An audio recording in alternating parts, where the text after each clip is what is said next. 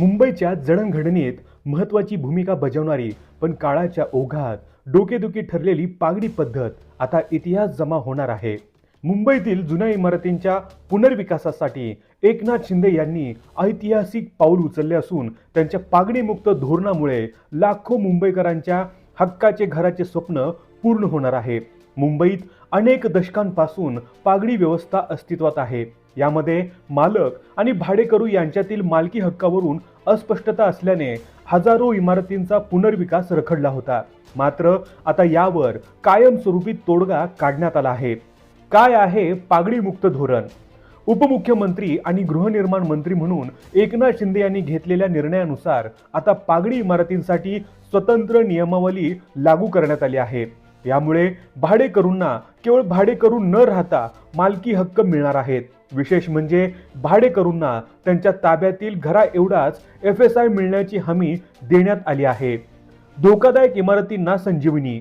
शहरातील 19,000पेक्षा जास्त सेस इमारती आणि 13,000हूनही अधिक अतिधोकादायक इमारतींच्या पुनर्विकासाचा मार्ग यामुळे मोकळा झाला आहे.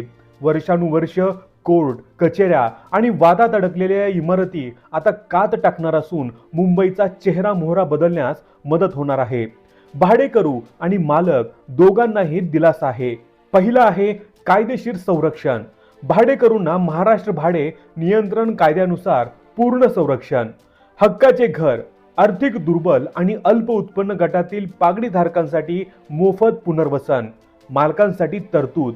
इमारतीच्या मालकांना भूखंडाच्या मालकीपोटी मूळ FSI देण्याची स्पष्ट तरतूद आणि वेगवान विकास.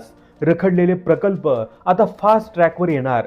शिंदेंचा मास्टर स्ट्रोक. जुनी आणि जीर्ण झालेली घरे, कोसळण्याच्या स्थितीत असलेल्या इमारती आणि जीवावर उदार होऊन राहणारे नागरिक हे चित्र बदलण्यासाठी एकनाथ शिंदे यांनी पुढाकार घेतला आहे. या धोरणामुळे केवळ इमारतींचा विकास होणार नाही, तर मुंबई अधिक सुरक्षित आणि आधुनिक शहर म्हणून जगासमोर येईल असा विश्वास व्यक्त केला जात आहे.